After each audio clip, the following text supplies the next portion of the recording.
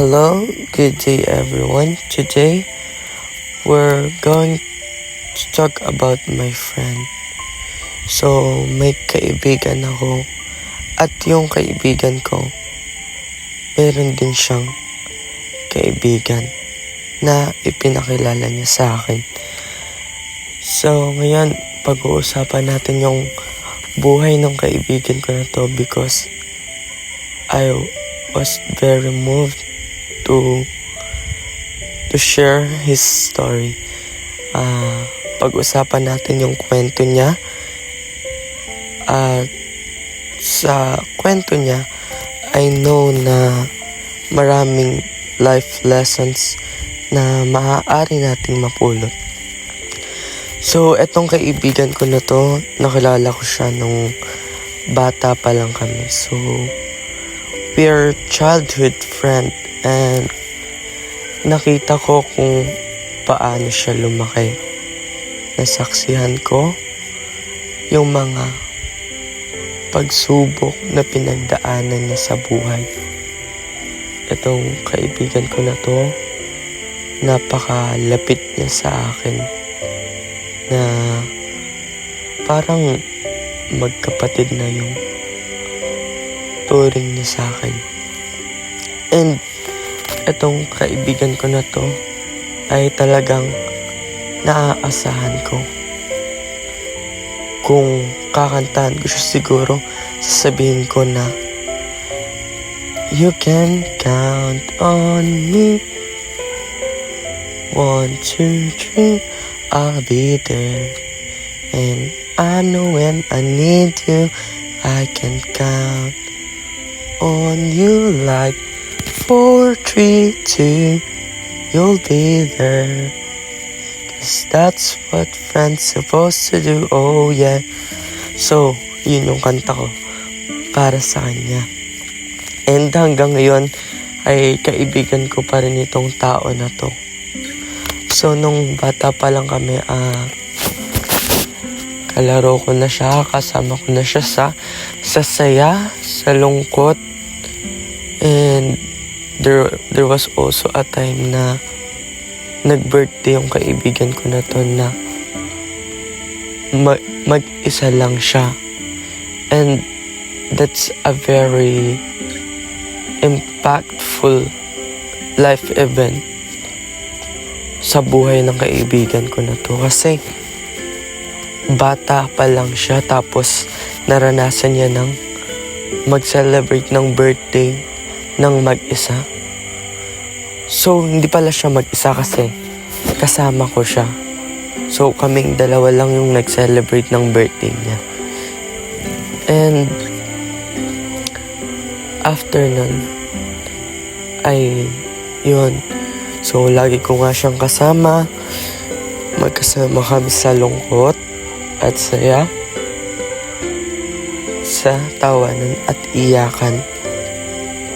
And yung kaibigan ko na to ay lagi siyang nag-church. Tapos, lagi niya akong inaaya. So, etong kaibigan ko na to talagang sinamahan niya ako sa buhay ko.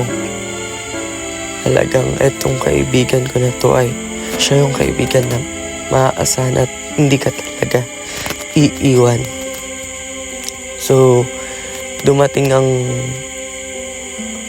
mga oras itong kaibigan ko ay naging busy sa pag-aaral. So, itong kaibigan ko na to pala ay sobrang masipag siya mag-aral. I can say na matalino siya. And oo, matalino siya. And sometimes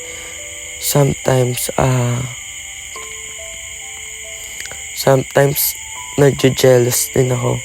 Kasi, yun nga, matalino siya. And then, malapit siya kay God. Sometimes I compare myself sa kaibigan ko na to.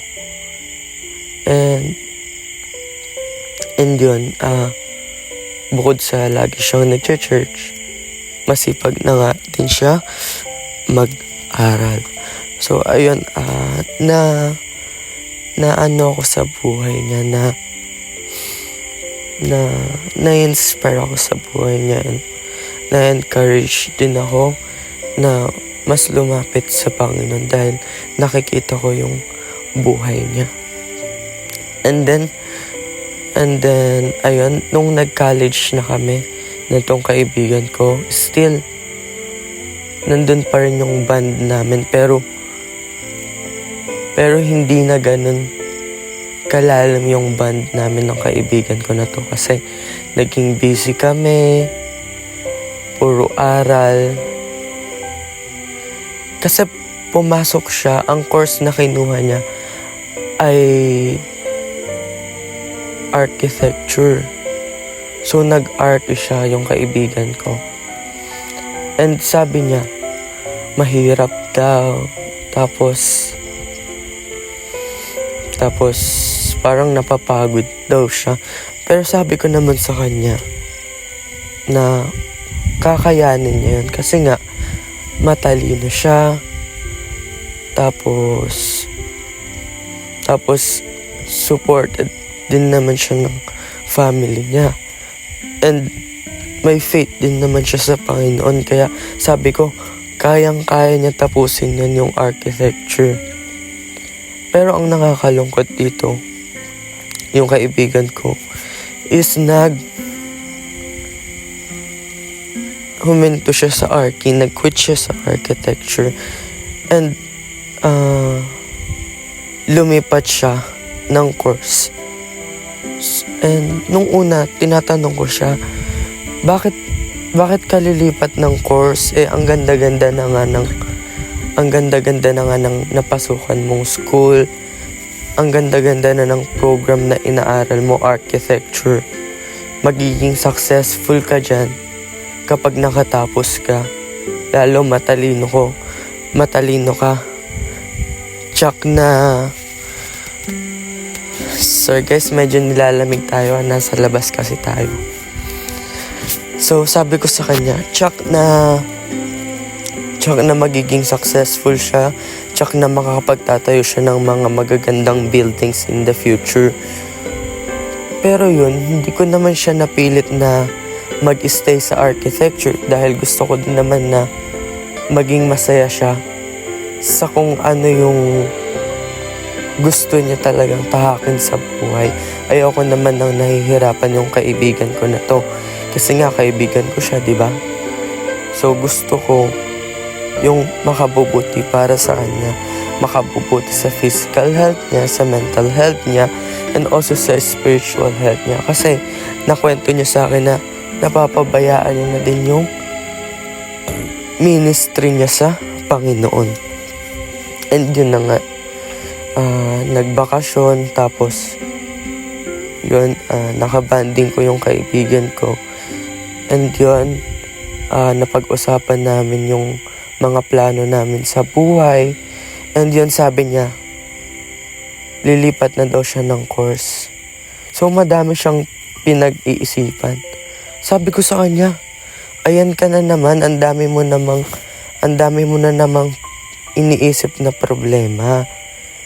Ang dami na namang, sabi ko sa kanya na wag niyang masyadong isipin yung future. Kasi siya din yung magsasuffer. And yun, pero yung kaibigan ko na to, ang kulit niya. Talagang sige, isip siya ang mga courses na or program na gusto niyang lipatan.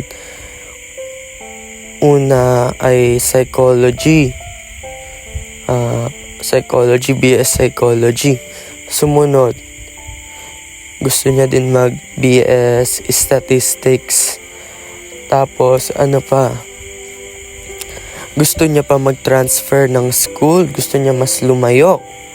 Sabi ko sa kanya, huwag ka na sigurong lumayo kasi malayo ka na nga, tapos lalayo ka pa. So, baka mas baka mas makalimutan mo yung mga gawain mong dapat mas pag-focusan mo ng pansin. Pero ayun, tapos yun ano pa ba? Gusto niya din ata parang sinabi din ng mga kapatid niya na magmarin siya or customs. Tapos ano pa ba yung gusto niya? Basta madami siyang gusto. So engineer din ata naisip niya, pero sabi ko sa kanya, wag na engineer kasi mahirap na nga yung archi, tapos lilipat ka pa sa mahirap din. So sabi ko parang wala lang din. Tapos yun, until such time nakapag-isip-isip siya and nag-decide na siya. Sabi niya sa akin, magka-take na daw siya ng psychology. So ayun, sabi ko sa kanya, sige, go mo yan. If yan yung sa tingin mo na makakatulong sa'yo or dyan ka sasaya, i-push mo yan. Tapos yun, sabi niya naman sa akin na oo, ipupush niya na daw talaga, na talagang tatapusin niya na yung psychology, na hindi na talaga siya lilipat. Sabi niya kasi talagang madami kasi talagang gusto tong gawin sa buhay at tong kaibigan ko na to eh. Gusto din maging chef, o gusto mag-own ng restaurant, gustong magpatayo ng hospital. Diba? Ang dami niyang pangarap sa buhay. Gusto maging counselor. Ano pa? Gusto maging psychiatrist. Gusto pa magpastor. So talagang nabe-bless ako sa buhay ng kaibigan ko na ang dami-dami niyang pangarap sa buhay. Eh ako, ang pangarap ko lang naman maging masaya. Maging okay with my family. Gusto ko lang naman mag-serve sa tao. Pero etong kaibigan ko na to, bukod sa mag-serve, talagang sobrang dami niyang gustong gawin sa buhay. Sobrang gusto niyang makatulong din sa tao. And gusto niya din yumaman. Sabi ko sa kanya, baka mapasobra ka na niyan. Basta sinasabi ko sa kanya lagi na dahil ayun nga, na-impluwensya na din ako ng kaibigan ko na to. Nasi-share niya din sa akin yung faith niya sa Panginoon. So, lumalago din ako sa pamamagitan ng kaibigan ko na to. And then yun, sabi ko sa kanya, baka ako ma-stress ka na naman, ma-depress ka na naman. So kasi etong kaibigan ko na to, sa sobrang dami niyang gustong gawin sa buhay, sa sobrang dami niyang iniisip, sobrang dami niyang gustong patunayan sa buhay, ay nagkasakit siya. Mental health disorder siya. So, yun na nga, inaaral niya yung psychology and nagkasakit siya. So, I'm very concerned sa kanya. So, nalungkot ako kasi ganun yung nangyari sa kanya, na hospitalize siya for 11 days. Buti nga, ang bait din talaga ng family ng kaibigan ko na to. Inalagaan nila yung kaibigan ko. Na, alam mo yun, yung feeling na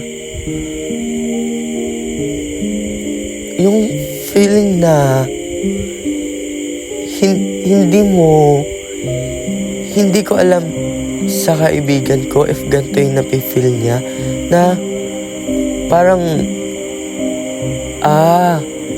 nakwento pala niya sa akin after niyang lumabas ng hospital, after niyang bumalik sa pag-iisip niya. Nakwento niya sa akin na sobrang dami niyang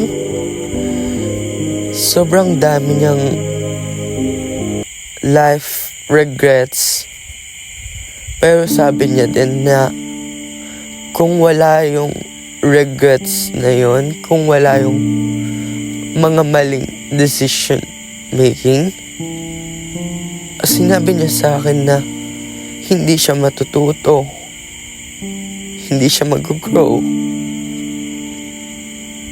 And I was very moved of his story. I was amazed of what happened to his story. Anong nangyari sa kanya? Paano niya na overcome yung mga pagsubok na yun? And sir guys, I was medyo naging emotional tayo sa story niya, ano?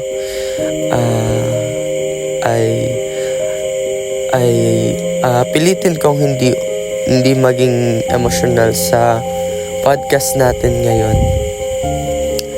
So ayun, nagkikwento siya sa akin na kinikwento niya yung mga nangyari sa kanya, na talagang hindi niya na daw alam yung mga ginagawa niya. Hindi niya na wala siyang tulog. Sabi ng family niya, 3 days daw siyang walang tulog that time. And it's very alarming kasi kaibigan ko siya. I was that time, hindi ko na din alam yung gagawin. I just kept on praying for him na mapagtagumpayan niya yung mga challenges sa buhay na binibigay ng Panginoon. And after that, after niyang gumaling, after niyang mag-improve, I was very blessed of his life. Nakita ko kung paano kumilos yung Diyos sa buhay niya, na talagang I've realized na kung wala talaga yung Panginoon sa buhay natin, ay hindi tayo magtatagumpay, hindi tayo makakarating sa kung anong kinakatayuan natin ngayon. And etong kaibigan ko na to, I'm so very happy of his situation right now. Nakikita ko na siyang masaya. Nakikita ko siyang nag-i-improve. And that makes me so happy. Ironic kasi umiiyak ako ngayon. Pero this is tears of joy for my friend.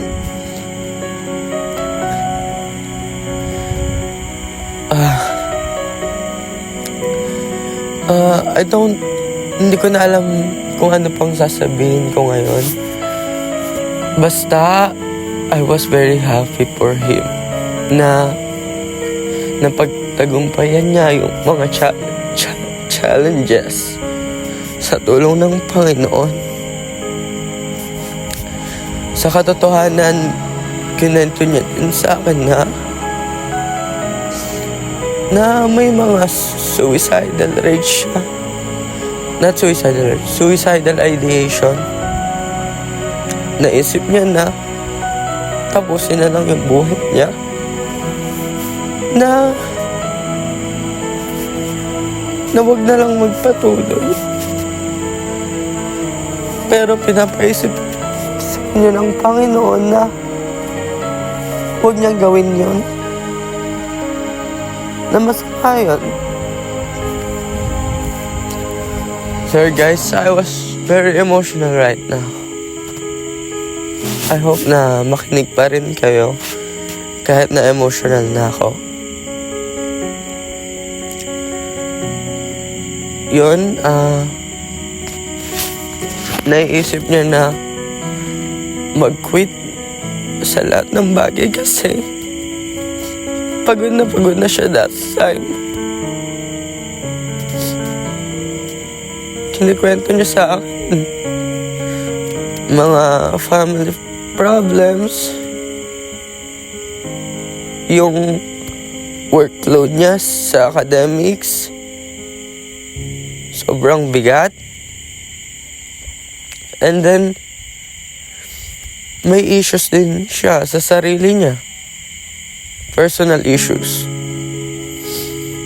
And nakita ko lahat yon, lahat ng pinagdaanan niya. Saksi ako kung gaano siya katatag, kung gaano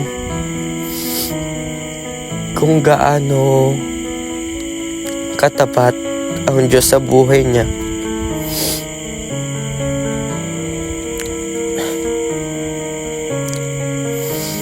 At yun guys, ngayon, yun nga, masaya ako kasi nag-i-strive siya sa buhay. And alam ko, balang araw, talagang magiging successful itong kaibigan ko. And masaya ako kasi maaambulan ako ng success niya. And yun guys, again, I'm so happy today. I'm so happy kasi sa mga nangyayari sa buhay ng kaibigan ko. And gusto ko sa inyong ipakilala yung kaibigan ko.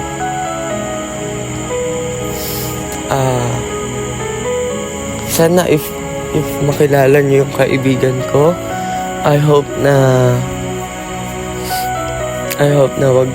wag magbago yung tingin niyo sa kanya. I hope na maging friends din kayo ng kaibigan ko na to. Kasi you can ask him naman about his life struggles. Kasi about his suffering.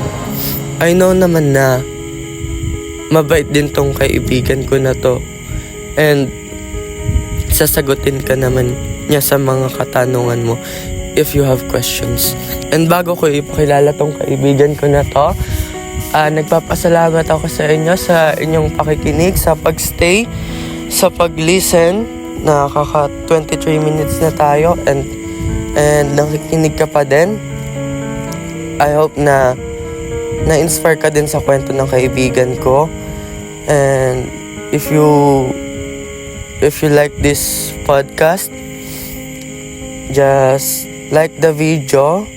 You can comment down below. And you can subscribe and hit that notification bell so you will become updated to our next episode. So, etong kaibigan ko na to ay nakatira sa Gapan, sa San Roque. Siya ngayon ay nag-aaral sa seminary sa Rizal. And he's planning to go back. Nag-stop kasi yung kaibigan ko na to sa pag-aaral ng psychology, and he is planning to go back next school year if God's will daw, sabi niya. And etong kaibigan ko na to ay walang iba kundi ako po. So yung kinento ko po is all about my life. And I hope na-inspire po kayo sa buhay ko po. And sa Diyos po ang lahat ng kapurihan. Nagpapasalamat po ako sa Panginoon dahil tapat po siya sa buhay ko. sa lahat ng kasalanang nagagawa ko, naging matapat ang Diyos sa buhay ko. So, ayun lamang, saka na tayo magdrama, more drama sa mga next episodes. And maraming salamat again sa pag-stay sa podcast natin, sa pakikinig. Again, if may questions kayo, you can direct message me or you can comment down below. You can comment down below sa comment section natin. So, ayun lang. Goodbye. Have a blessed day. And mag-iingat palagi. Stay hydrated.